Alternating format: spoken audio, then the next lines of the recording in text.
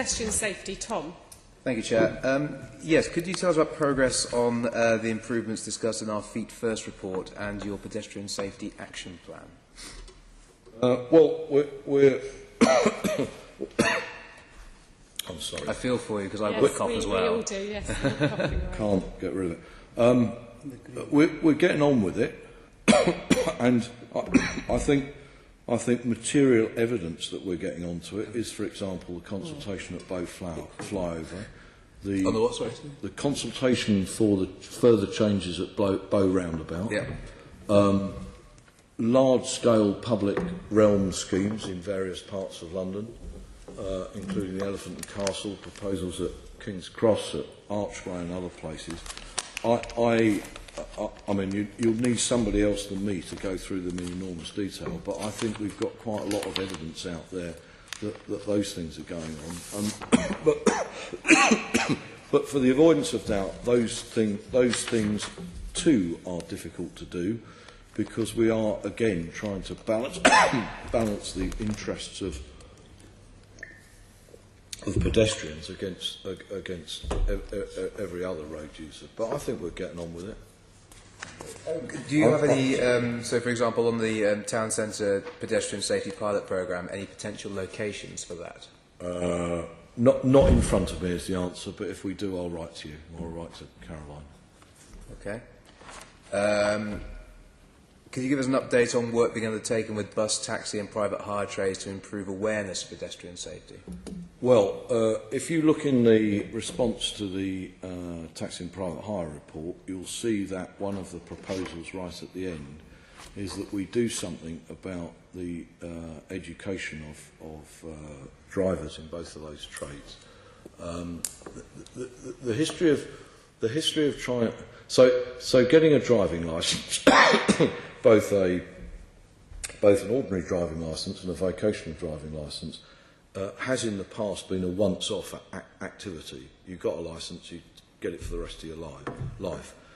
In the HGV and bus and coach industries, there is now a requirement for a CPC, which is a day's training every year over a 5-year period. And indeed, if you want to get one of those licences or continue to hold one, you have to have done that, and I still hold my PCV licence, and I have done those five days training, and we as TfL and the Mayor actually are pretty keen on some of that training being relevant to urban circumstances, so cycling and pedestrians.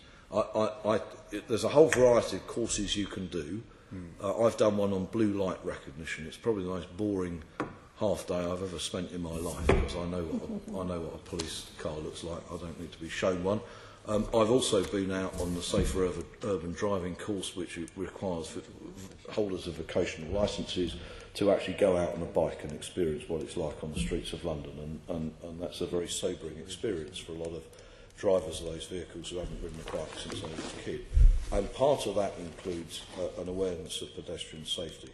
You'll see, quite tentatively I think, in our response to your report, that we're thinking about what we could do in respect of taxi and private hire vehicle drivers, who also, frankly, if you've held a licence for 40 years, could do with some refreshing about what's going on London's roads.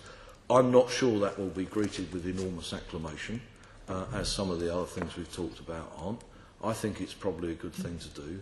We'll have a discussion with You them. require them to do that as TfL?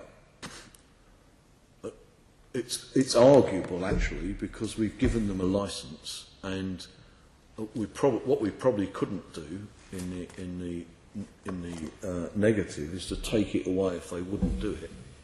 That's the problem, because we're not, you know, going right back to that stuff about regulation. You're putting into effect regulations determined in Parliament, and it's very entertaining for people to keep blaming me about what I'm doing, but actually we're putting into place a whole series of regulations determined at national or in some cases international level.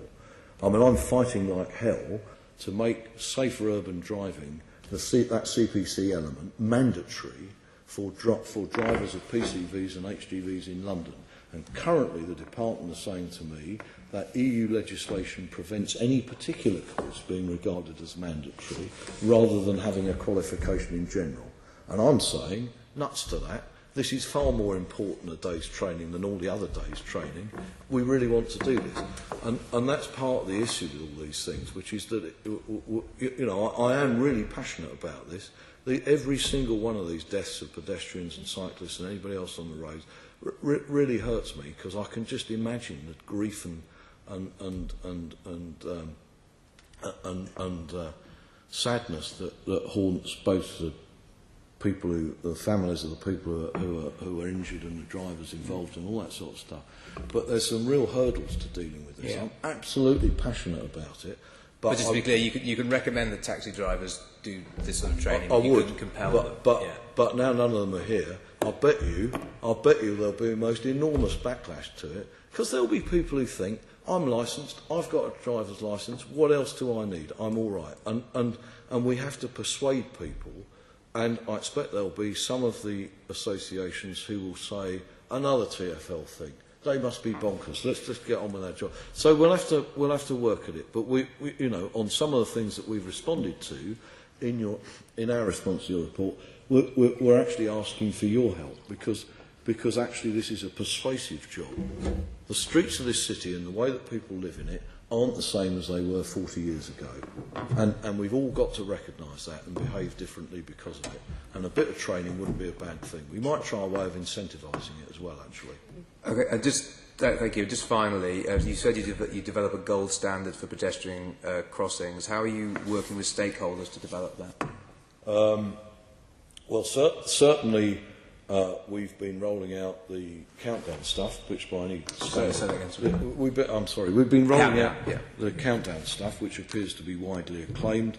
I'll have to get somebody else to come and talk to you in detail if you want to about it.